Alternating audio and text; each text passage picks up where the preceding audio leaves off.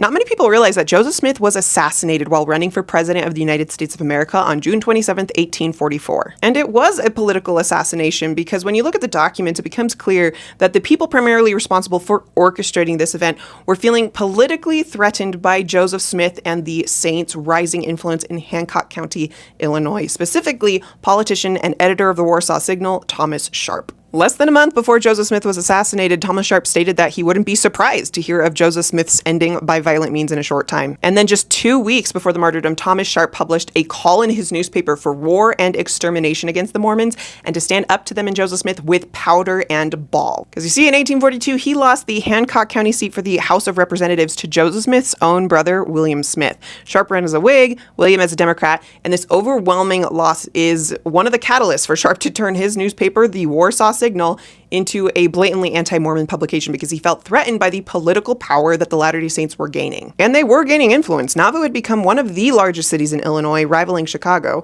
When the Saints first settled in Illinois, the state granted them a very generous charter for the city of Nauvoo, allowing them to govern relatively autonomously. Because the Latter-day Saints had been exterminated and massacred in Missouri, they built up a militia that was larger than many other cities in the area, and the Latter-day Saints that were settling represented a highly unified voting bloc that made them a very influential constituency in Illinois politics. And then Joseph Smith ran for president, which incensed his religious and political opponents. Yet Joseph Smith himself didn't even want to do it. He just wanted someone to intervene and help to protect the Saints from the perpetual mob violence they were experiencing. So he went to the president of the United States. Then he went to the candidates for the presidency. After Joseph Smith petitioned every single presidential candidate to help the Saints with the violence and persecution they were facing, and after every single one declined to help, Joseph Smith just decided to do it himself by running for president of the United States in 1844. His platform advocated for the abolition of slavery, religious liberty, prison reform, decreasing the size of the House of Representatives, westward expansion, and chartering a national bank. He campaigned to end slavery by selling public lands and reducing the salary of Congress members from $8 to $2 a day so that the government could purchase the freedom of all enslaved persons. And it's crazy, but Joseph Smith even seemed to have a sense that this campaign might cost him his life.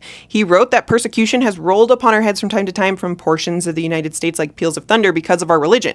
And no portion of the government as yet has stepped forward for our relief. And in view of these things, I feel it my right and privilege to obtain what influence and power I can lawfully in the United States for the protection of injured innocents. And then he says that if I lose my life in a good cause, I am willing to be sacrificed on the altar of virtue, righteousness, and truth in maintaining the laws and Constitution of the United States if need be for the general good of mankind. Joseph Smith was assassinated in June of 1844, so he never completed his campaign for the presidency. But Thomas Sharp was the one who called for Joseph Smith's life. He was in the mob that ended Joseph Smith, and later on he even bragged about doing what had to be done. So in my mind, that speaks very strongly to Thomas Sharp's role in orchestrating this event and his political motivations for doing it. It's impossible to know what would have happened if Joseph Smith had lived to see Election Day, but at least one source claimed that Joseph Smith's views on government caught like wildfire, and if he did not get into the presidential chair this election, he would be sure to the next time. To learn even more about how the presidential campaign led to Joseph Smith's martyrdom, you should check out this episode of the Church History Matters podcast.